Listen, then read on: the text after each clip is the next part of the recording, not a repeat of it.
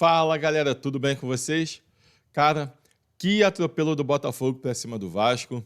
O Botafogo não tomou conhecimento do Vasco, 3-0 fora o baile. E olha que geralmente em clássico, mesmo quando um time é muito superior ao outro, as forças acabam se igualando ali, mas não foi isso que a gente viu na noite de hoje. O Botafogo passou o carro por cima do Vasco, abriu 6 pontos, né, de vantagem para o Palmeiras e está cada vez mais perto do título do Campeonato Brasileiro. Antes da gente falar um pouquinho desse jogo, eu quero te pedir mais uma vez para você se inscrever nesse canal. Deixe o seu like também, isso nos ajuda muito para que o YouTube entregue mais esse vídeo e compartilhe esse vídeo, o link desse vídeo nos seus grupos de WhatsApp, grupo de torcida, para você poder estar me ajudando também, fazer com que esse vídeo chegue a mais pessoas. Faz o seguinte, pega o link desse vídeo, coloca no grupo da torcida do Botafogo, do Vasco, que são os times que nós vamos falar agora, e para a gente gerar um debate entre a galera, um debate saudável, beleza? Bem, o Botafogo entrou a 250 por hora e o Vasco entrou caminhando lentamente, como se não tivesse pressa para o mundo acabar. Bem, o Botafogo, desde o primeiro minuto, amassou o time do Vasco, entrou determinado a matar o jogo logo no início, foi para cima do Vasco, tentando fazer o gol logo no início, quase abre com o Adrielson, ele teve duas chances, uma foi uma cabeçada na trave, não ia ter chance para o Léo Jardim chegar, ele até tentou lá, mas se vai na direção do gol, era gol, a bola bate na trave caprichosamente, mas não demorou muito também, para logo depois de uma rápida troca de passes no meio de campo, Marlon Freitas lança o Alex Telles, ele faz um excelente cruzamento na área e o Savarino faz um verdadeiro golaço. O posicionamento dele para bater na bola, bateu de voleio, mas quando a gente olha ele chutando a bola, inclinando o corpo para pegar a bola ali quase que meio de trivela também, uma batida perfeita. Que golaço do Botafogo, não somente por toda a jogada, desde a sua construção até o cruzamento do Alex Telles, mas a conclusão do Savarino, um lance muito plástico, um lance assim que é para fazer um quadro e botar na sala de casa. Que golaço do Botafogo, logo no início do jogo, e o Vasco estava totalmente perdido em campo. O que a gente via era um time do Botafogo muito bem organizado. O Botafogo é um time muito mais físico do que o Vasco, é um time com muito mais jogadores melhores do que o Vasco, mais habilidosos do que o Vasco, mais preparado do que os jogadores do Vasco e também um time muito mais bem treinado do que o time do Vasco da Gama. É lógico que o Paiva faz um bom trabalho no Vasco, ele que pegou esse time aí de paraquedas, entrou nesse rabo de foguete aí, conseguiu controlar o elenco do Vasco, conseguiu fazer esse Vasco jogar em determinado momento da temporada, mas a gente vê que é nítido que ele chegou no teto, tanto dele, que não é um treinador experiente, tem tudo para ser um bom treinador, mas a gente vê que ele já chegou no seu teto, no seu limite ali do conhecimento, daquilo que ele pode aplicar com esse time do Vasco, e a gente já viu também que o time do Vasco não consegue jogar mais do que já apresentou. O time do Vasco também senti que ele está bem abatido depois da desclassificação para a final da Copa do Brasil. Mais uma coisa, o torcedor vascaíno tem que ter na cabeça. Se esse time vai para a final contra o Flamengo, o risco de ser mais uma vez vice para o maior rival e passando, de repente, uma vergonha como passou hoje, era muito grande, porque o time do Vasco não tem grandes jogadores, tirando ali o Verratti, tirando o Léo Jardim, o Payet, quando está inspirado, o Felipe Coutinho, mais uma vez, não jogou hoje e ainda não apresentou um bom futebol desde quando voltou ao Vasco. Então tem esses dois jogadores, às vezes o Piton, quando está numa boa noite também, num bom dia ali para jogar futebol, consegue se destacar um pouco mais, mas o time do Vasco é muito limitado mesmo. E se esse Vasco vai para a final com o Flamengo, que com o Felipe Luiz é outro time, o risco de passar vergonha em 2 jogos de uma final de Copa do Brasil seria muito grande. E não foi diferente do que a gente viu hoje, porque o Botafogo passou por cima do Vasco. mostrou que é muito mais time, muito mais bem treinado, tem jogadores muito mais qualificados do que o Vasco e não basta a gente só falar que tem, precisa mostrar que tem, e o Botafogo fez isso em campo.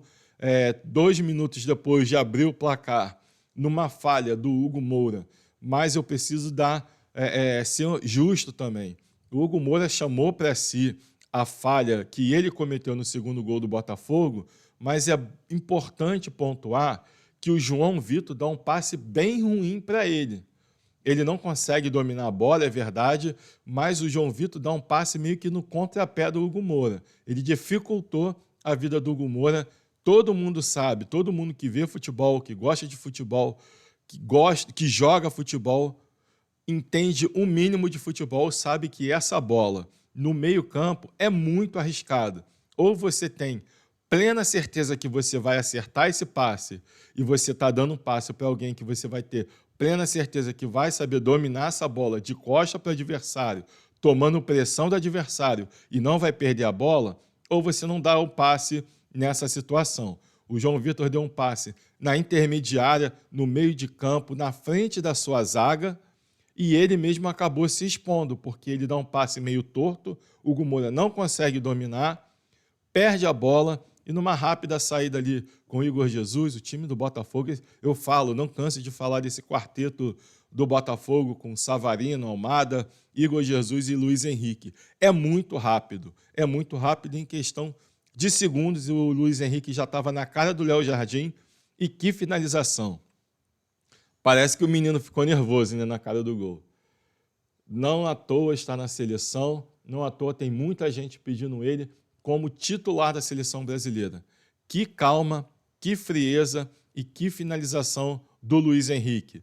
Um clássico e típico lance de futsal, ele pegou a bola, dá aquele totozinho rápido, né? Esquerda e direita, tirando do Léo Jardim, um belo gol, por toda a sua criação da jogada, desde a tomada de bola do Hugo Moura até a conclusão do Luiz Henrique, e uma conclusão de uma forma ali quase que humilhante ali para o time do Vasco. 2-0 Botafogo, o Vasco na lona, o Vasco ainda conseguiu dar 2 escapadas depois de estar perdendo por 2-0. Tu via que o Vasco estava totalmente perdido, fora do jogo, mas ainda tentou uma com o Verratti.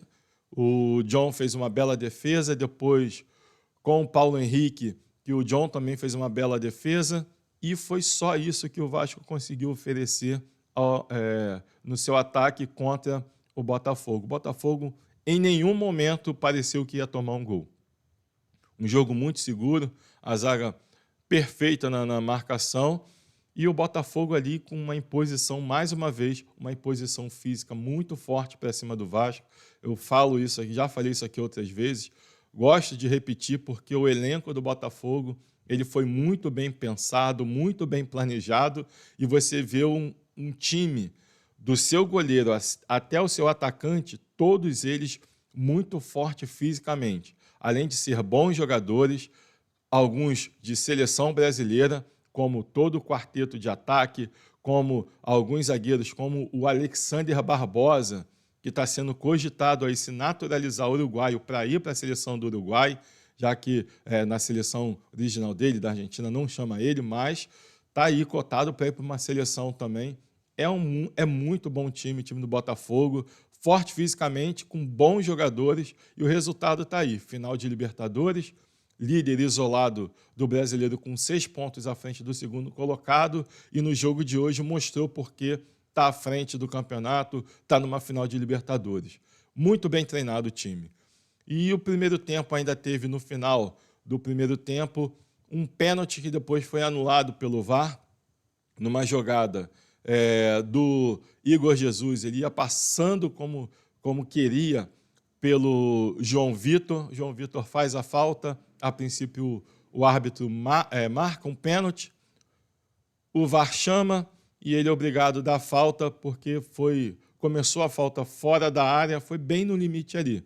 E antes desse lance, eu lembrei que antes desse lance teve também um domínio, uma paçocada, na verdade, do Pumita Rodrigues. Foi dominar a bola, se embolou todinho, lembrou até o Léo Ortiz no jogo de domingo contra o Atlético Mineiro.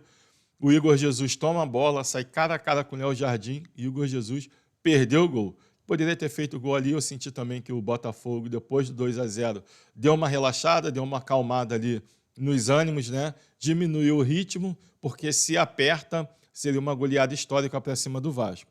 Mas aí no final do primeiro tempo, teve esse lance que o Igor Jesus estava passando como queria pelo João Vitor. O João Vitor faz a falta, ele já tinha amarelo, e o árbitro aí, eu queria entender por que quando ele marcou o pênalti, ele não deu amarelo se era um lance para amarelo.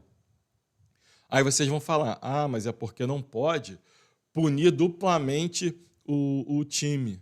Beleza, então ele pode fazer um pênalti descarado, ou seria pênalti se fosse dentro da área, um lance para amarelo, e não vai tomar o cartão amarelo porque seria expulso, porque ele já tinha o cartão amarelo. Cara, isso não faz sentido algum. Se é lance para amarelo, independente se é fora ou dentro da área, o juiz tem que dar o amarelo. Se o jogador vai ser expulso, azar do jogador. Ele sabe que está pendurado e faz uma falta da forma que ele fez, ele sabe que ele está assumindo um risco de ser expulso. Tanto é que ele ficou esperando ser expulso desde que o árbitro marcou o pênalti.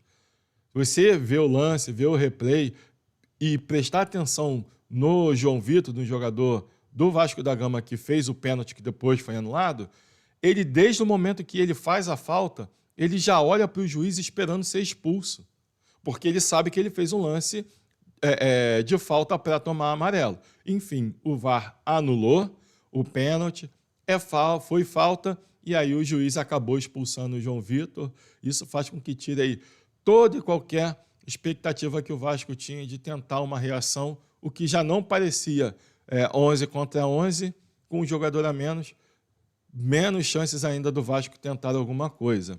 Lembrando também que esse árbitro, o Bruno Arley, ele com 1 minuto de jogo, ele não deu um cartão amarelo para o Léo Pelé, porque com 40 e poucos segundos de jogo, o Luiz Henrique fez uma jogada que ia sair quase que de frente para o gol, e do jeito que o Luiz Henrique na disparada que ele estava, quando ele tirou do Léo Pelé, ele ia ter somente mais um marcador que estava ainda se posicionando, que é bem provável que o Luiz Henrique ia passar por esse marcador também, porque a gente conhece o Luiz Henrique, ou ele ia fazer a jogada clássica dele, como ele fez 2 gols já na seleção dessa forma, e ia puxar para a esquerda para finalizar. O Léo Pelé nitidamente abandona a jogada e vai direto no corpo do Luiz Henrique. O árbitro não deu amarelo erradamente, assim como no segundo tempo, quando o Luiz Henrique dribla o Piton dá um chute no Luiz Henrique, foi uma falta que seria para amarelo e o árbitro não deu amarelo. Então, se teve alguém ali pelo lado do Vasco da Gama que tentou equilibrar mais o jogo, foi o juiz, porque ele tentou equilibrar o jogo desde o primeiro minuto, quando ele percebeu que o Botafogo ia atropelar o Vasco. Só pode ter querido ajudar, estava querendo ali ajudar o Vasco. Não expulsou quando era para expulsar, não deu cartão amarelo quando era para dar cartão amarelo, e o jogador do Vasco só foi expulso porque o VAR chamou, anulou o pênalti e foi falta, ele teve que expulsar. Então, assim, não atrapalhou o jogo no todo, mas essas falhas, essas pequenas falhas, se o jogo se complica pelo lado do Botafogo, isso ia tudo ser colocado em questão, ia colocar o jogo em xeque mais uma vez. Mas o Botafogo não deu chance para o azar. O Botafogo, no segundo tempo, veio controlando o jogo, partindo para cima do Vasco, meio que ali dominando todas as ações do jogo. O Vasco não conseguia sair, tentava uma escapada ou outra, sem nenhuma chance, sem levar perigo algum ao gol do Botafogo. E ainda teve chance, depois de algumas mudanças, o Júnior, que entrou, o Jacaré, né, entrou ali no segundo tempo, o Júnior Santos, e ainda conseguiu fazer um gol. E um detalhe da jogada é quando o ataque do Botafogo vem rapidamente na frente da área do Vasco ali, a defesa, mais uma vez a defesa do Vasco totalmente exposta. O Tiquinho Soares, que tinha dado opção, quando ele viu que ficou marcado, ele começou a apontar para onde deveria ir a jogada. Eu achei isso interessante, porque geralmente o atacante, nesse momento, ele é muito fominha, ele pede a bola de qualquer jeito, não importa se está marcado ou não, mas ele apontou para onde deveria ser tocada a bola, o jogador do Botafogo tocou, o Júnior Santos fez uma bela finalização, 3-0 Vasco, perdão, 3-0 Botafogo, e mais importante do que os 3-0 e esse gol do Júnior Santos, é ver o Júnior Santos marcando de novo, é ver que ele está ali pronto para entrar e ajudar o Botafogo. O Júnior Santos, a torcida não pode esquecer que ele, se eu não me engano, ele já tem 19 gols na temporada. Ele começou com o Botafogo lá na pré-Libertadores, marcando gol atrás de gol. Se o Botafogo está na final da Libertadores desse ano, se deve muito ao Júnior Santos, pelo início de temporada que ele fez. Se machucou, por isso ficou ausente, e é muito difícil ele conseguir entrar na titularidade nesse time do Botafogo. Mas é muito importante ele entrar e entrar bem, demonstrando ali para o técnico que ele está pronto para sempre que precisar participar de um outro jogo que ele entrou no segundo tempo. Ele também marcou gol, então ele é realmente um bom jogador e está sempre ali se mostrando pronto para ajudar o time. Bem, dito isto, 3-0 Botafogo, fora o baile. O Botafogo se isola aí na primeira colocação com 67 pontos, abre 6 pontos de vantagem para o Palmeiras, que perdeu o seu clássico ontem para o Corinthians por 2-0, com direito à cabeça de porco lançada em campo. E eu quero aqui fazer a minha observação contra a CBF, porque a CBF faz algumas coisas que não dá para entender de forma alguma. Vamos lá. Final da Copa Libertadores da América, Atlético Mineiro e Botafogo, dia 30 de novembro, é um sábado. Qualquer outra federação de futebol da América do Sul anularia, adiaria os jogos do seu time naquela semana. Não teria. A gente cansa de ver em jogo importante de Libertadores, quando um time brasileiro vai jogar contra um time argentino, contra um time paraguaio, contra um time uruguaio, a federação local, ela adia o jogo daquele time do seu país, porque ela sabe a importância que tem para o clube da sua federação aquele jogo. A CBF não. Sabe o que a CBF fez? O calendário do Botafogo no Campeonato Brasileiro é jogar dia 9, sábado agora, contra o Cuiabá, aí vai vir a data FIFA, e depois, no dia 20 do 11, vai jogar contra o Galo fora, pelo Campeonato Brasileiro. Depois vai jogar no dia 23 em casa contra o Vitória, e uma partida que foi antecipada contra o Palmeiras fora. Por que, CBF? Por que adiantar um jogo? O jogo que pode decidir o Campeonato Brasileiro. Isso está nitidamente favorecendo ao Palmeiras. Nitidamente. E porque o torcedor do Botafogo acha que só acontece com ele em relação à final da Libertadores, porque isso vão ser 4 dias antes da final da Libertadores, o Atlético Mineiro está na mesma situação. Vai jogar dia 20, dia 23 e dia 26. Só que o Campeonato Brasileiro para o Atlético Mineiro não importa mais.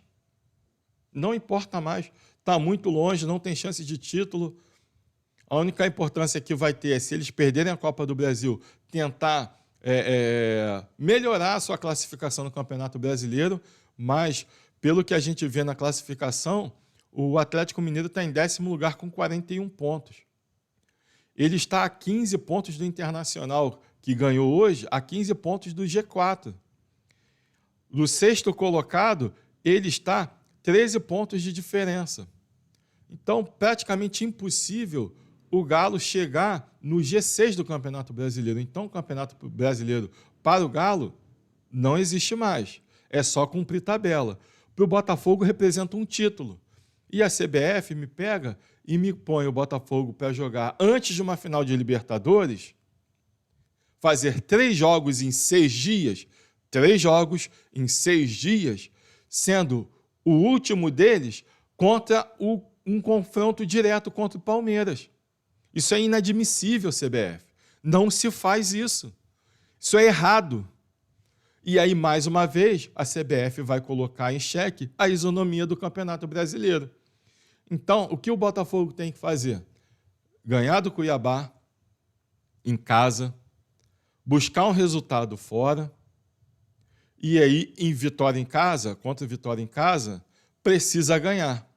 Porque se chegar nesse dia 26, no jogo contra o Palmeiras, com 6 pontos de vantagem, que é a vantagem que o Botafogo tem hoje, beleza, pode ir até com o time reserva para São Paulo, tentar um empate, fecha a casinha, tenta um empate, o Palmeiras não está jogando bem, o Palmeiras só está em segundo lugar ainda, com chance de título, porque está sendo descaradamente beneficiado pela arbitragem. O jogo Palmeiras e Fortaleza foi um absurdo que a arbitragem fez, tanto é que foi suspenso o árbitro.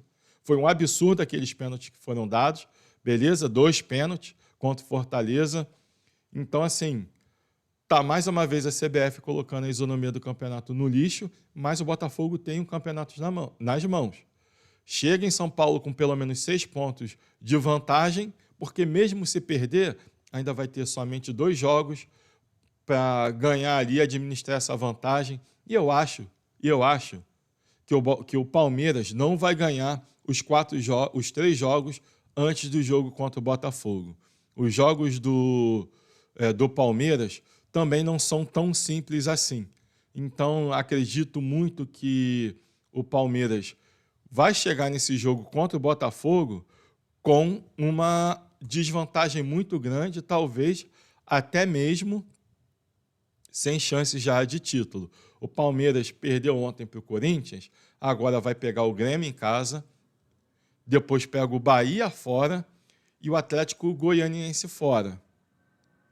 Então, contra o Grêmio pode se complicar. Contra o Bahia fora, não dá também muito para saber, mas ainda acredito que o Rogério Ceni pode complicar esse jogo aí. O Rogério Ceni que está complicando o time do Bahia, perdeu mais uma vez hoje e perdeu para o São Paulo por 3-0. E os últimos jogos do Palmeiras é Cruzeiro fora e Fluminense em casa. E talvez o Fluminense aí tendo um desespero para ganhar, para não ser rebaixado. Então, a tabela ali do Palmeiras também não é tão simples. E se o Botafogo chegar lá com 6 pontos de vantagem, eu acredito que vai dar chance para o Botafogo ser campeão brasileiro. Bem, eu vou ficando por aqui. Parabéns ao Botafogo, 3-0. O Vasco chegou no seu limite, não tem muito o que fazer além do que consegue apresentar em campo. É um elenco limitado que vai precisar aí fazer a mágica para se reinventar para o ano que vem. Beleza? Não esquecendo, pedir mais uma vez, se inscreva no canal, deixe o seu like, compartilhe esse link e deixe o seu comentário aí também do que você achou dessa análise, do que você quer ver, o que você acha, se o Botafogo realmente vai confirmar esse título ou não e qual será o futuro do Vasco em 2025. Beleza? Eu vou ficando por aqui. Até a próxima. Fui!